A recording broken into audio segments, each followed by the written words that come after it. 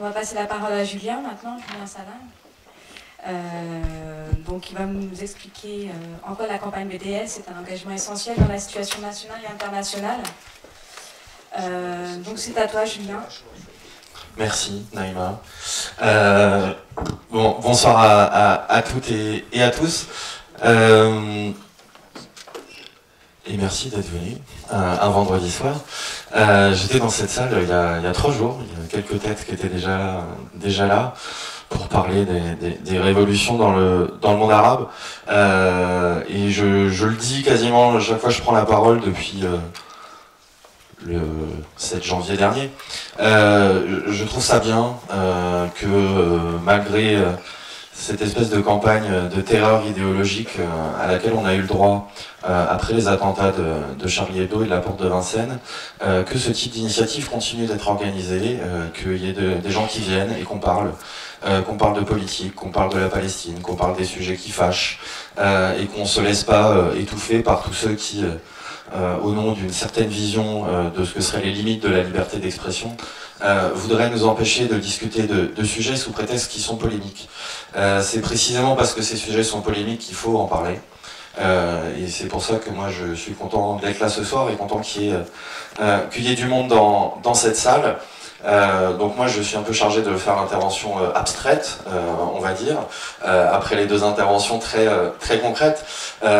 L'importance de BDS enfin de l'engagement BDS dans la situation nationale et internationale, c'est très vaste.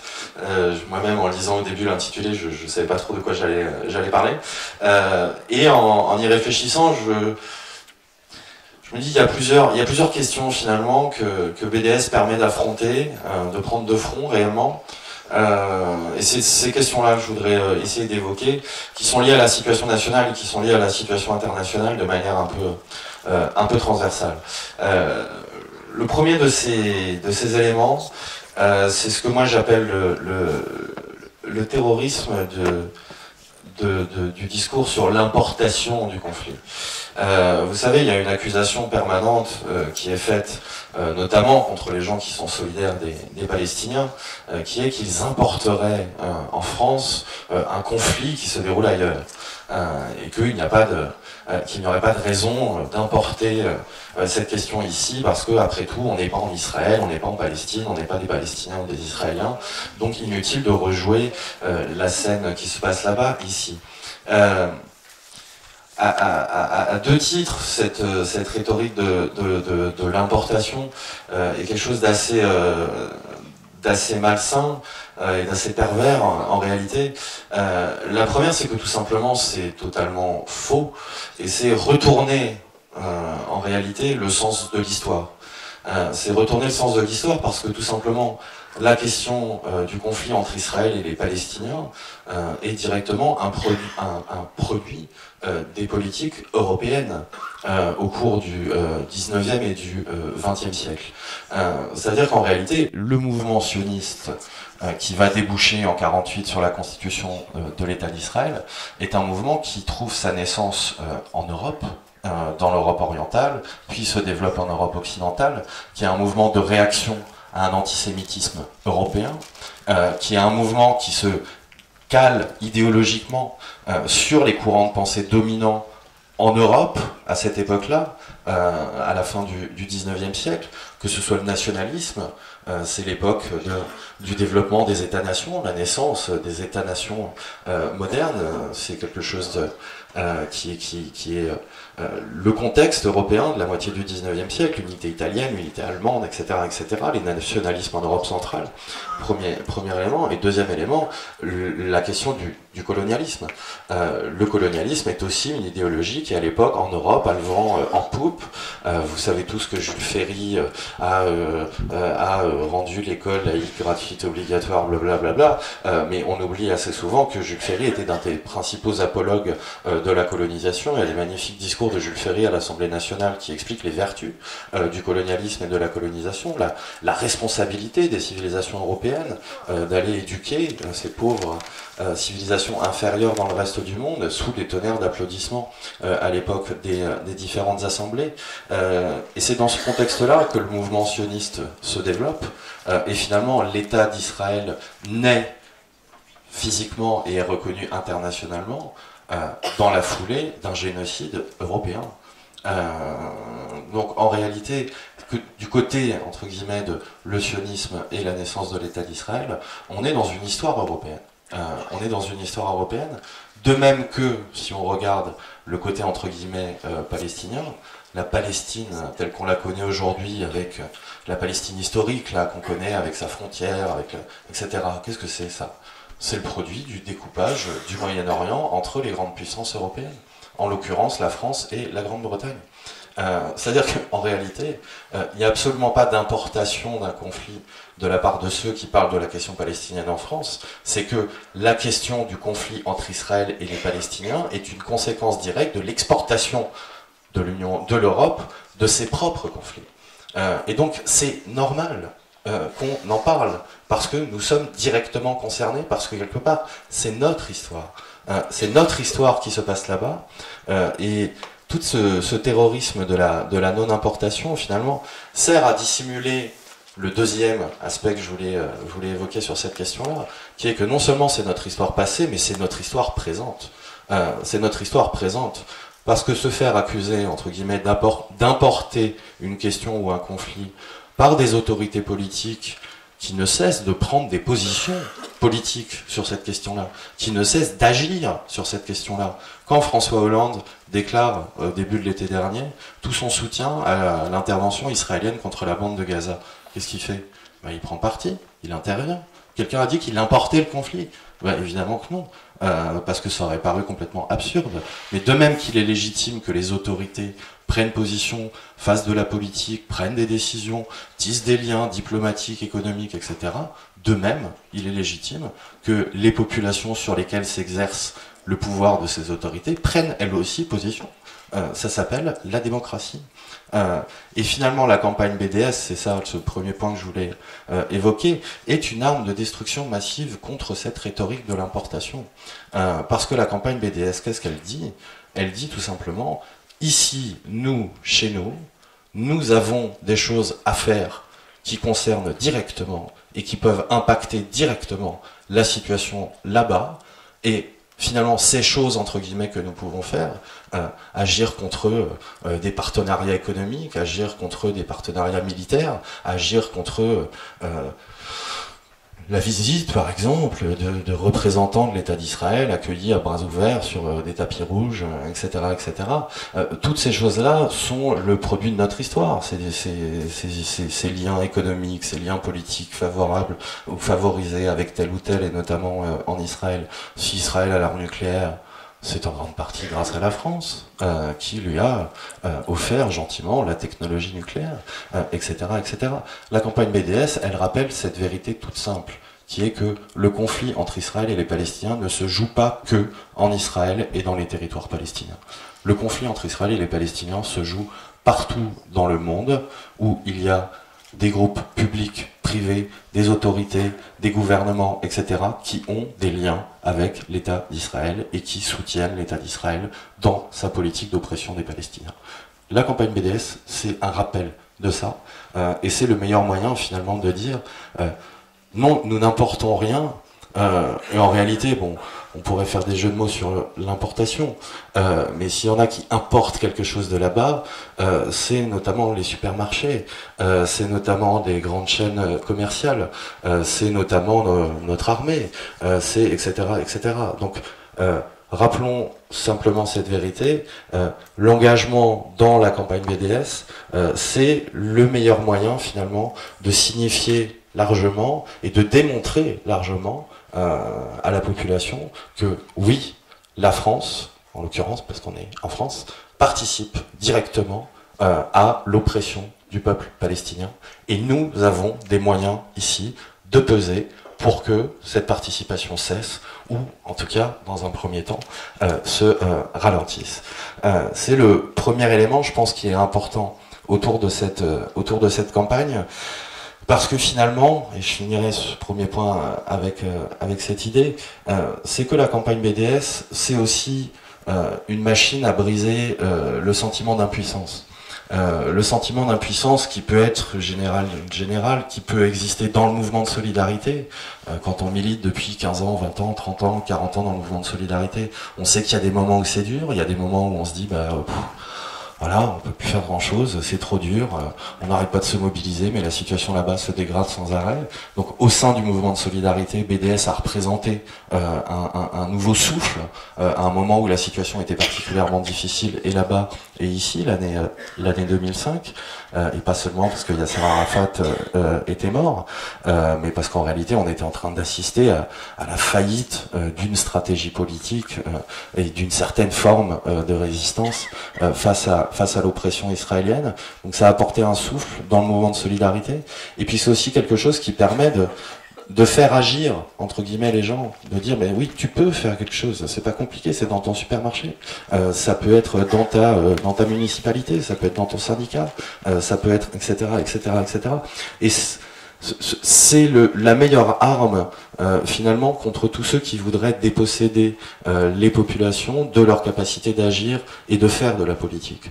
Voilà, BDS, c'est aussi rappeler aux gens qu'ils peuvent, voilà, on peut tous faire de la politique, et vous comprenez bien, mais je ne développerai pas, que ça a des implications qui vont bien au-delà de la simple question palestinienne, parce que dans une société où la question de l'engagement politique est quelque chose qui est non seulement dévalorisé, mais qu'on a tendance même à déconseiller, le fait de trouver des biais par lesquels on peut agir, on peut faire des choses, on peut faire des choses avec des gens, c'est aussi un moyen de redonner ces lettres de noblesse à l'engagement politique de manière plus générale.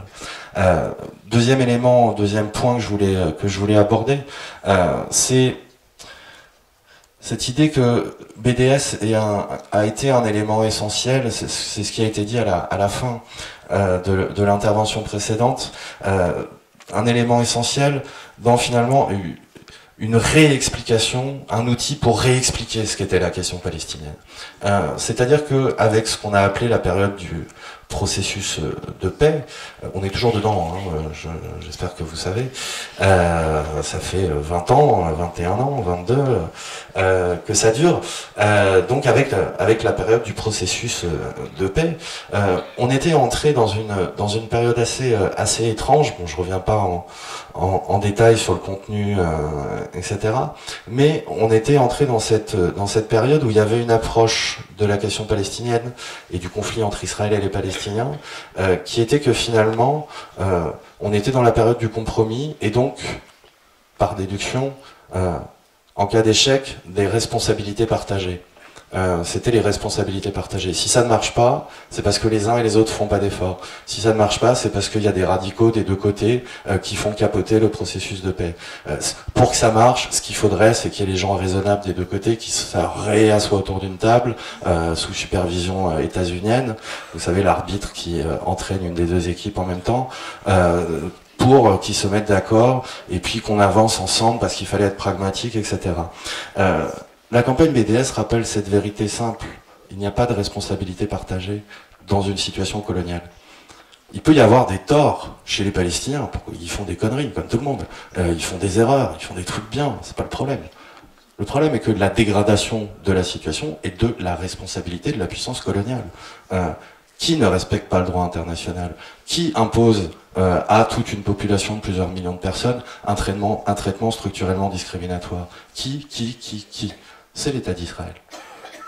Donc il s'agit ni de dire tous les Israéliens sont responsables et tous les Palestiniens sont sympas, c'est pas le problème, mais c'est de rappeler que l'acteur qui est responsable aujourd'hui de la situation de discrimination dont est victime la population palestinienne, c'est l'État d'Israël. Et ça peut paraître bateau de le dire comme ça, mais il y a une dizaine d'années, une quinzaine d'années, une vingtaine d'années, on était beaucoup sur cette idée de les responsabilités partagées, il y a des torts des deux côtés, etc., etc.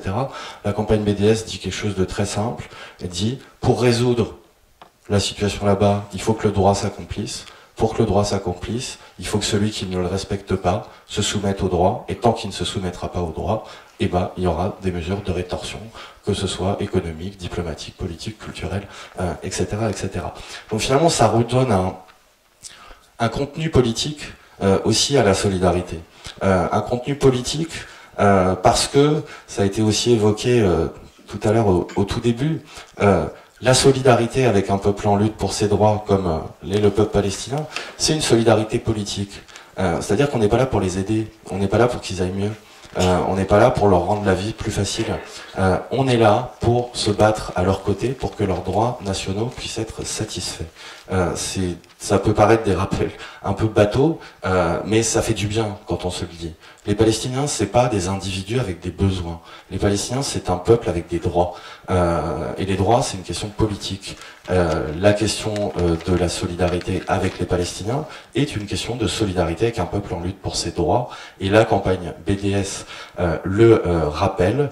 La campagne BDS, ça a été expliqué avec les 3 composantes du peuple palestinien, etc. Discrimination, retour, occupation, rappelle que nous sommes bien sur le terrain politique et que la solidarité qui se développe dès lors a une couleur, entre guillemets, politique elle aussi, même si c'est pas contradictoire avec d'autres formes de solidarité qui peuvent exister, des solidarités plus humanitaires, des solidarités pourquoi pas religieuses, c'est pas le problème. Mais le fond du problème, c'est une question de droit, c'est une question politique, et il n'y aura de solution que politique. Et ça donne un contenu, et puis ça donne un contenant aussi, BDS. Ça donne un contenant dans le sens où une des spécificités du mouvement de solidarité avec la Palestine, qui est un vieux mouvement de solidarité, parce que c'est une question qui traîne un peu quand même, depuis quelques décennies, c'est que pour moi, me promener un peu partout, faire des réunions publiques, etc. C'était beaucoup développé dans le mouvement de solidarité, ce côté, comment dire, un peu, chacun avait son petit précaré. Dans telle ville, on bossait avec tel camp de réfugiés, tel comité, on bossait avec un centre culturel, tel machin, on était jumelé avec telle ville. Ce qui sont des choses très bien, par ailleurs. Mais ce qui manquait, c'était, au bout d'un moment, un truc qui fait que tout le monde tape sur le même clou. Voilà, tout le monde tape sur le même clou en même temps. La campagne BDS, elle permet ça, non seulement au niveau national, mais aussi au niveau international. C'est-à-dire que c'est une chose d'avoir finalement tous les mêmes revendications, voilà, où qu'on soit, en France ou ailleurs, on dit on est pour la satisfaction des droits nationaux des Palestiniens. Bon, ça c'est une chose. Une autre chose est d'agir ensemble dans le même cadre.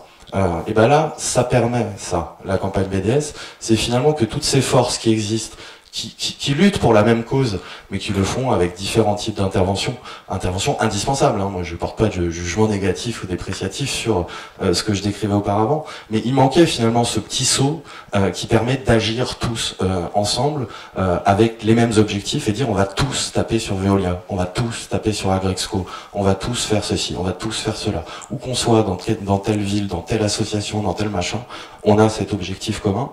Et la campagne BDS permet ça au niveau national et au niveau international. Je ne développerai pas, mais le week-end dernier, j'étais à une réunion internationale à Amsterdam, et c'était assez frappant de voir, de se retrouver à discuter avec des gens du Portugal, de Grande-Bretagne, de l'État espagnol, de Grèce, et puis de pays un peu plus éloignés, voilà, et de se rendre compte que ces derniers mois, on avait un peu tous fait du BDS.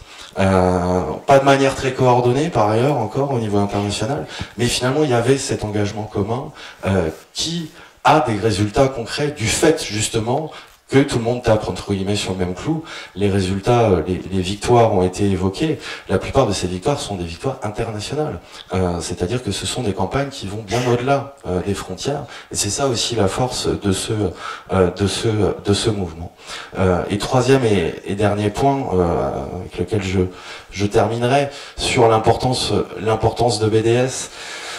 C'est que finalement BDS nous rappelle quelque chose qui est ce qu'est l'internationalisme et ce qu'est la solidarité avec un peuple en lutte. Moi, c'est une formule que j'ai depuis longtemps, qui est de dire, moi, mon objectif dans la solidarité, c'est d'œuvrer à ce que les conditions soient créées pour que les Palestiniens puissent exercer leur droit à l'autodétermination. C'est pas de choisir à leur place, c'est pas de dire qu'est-ce qu'ils doivent faire, c'est pas de choisir leurs dirigeants, c'est pas de choisir s'ils veulent un État ou 2 États, c'est de leur donner la possibilité de choisir. Et d'œuvrer, moi dans mon pays, moi dans mon continent, à ce que les Palestiniens puissent exercer leur droit à l'autodétermination sans moi m'ingérer dans la façon dont ils vont finalement l'exercer. Et comment les Palestiniens pourraient aujourd'hui exercer leur droit à l'autodétermination?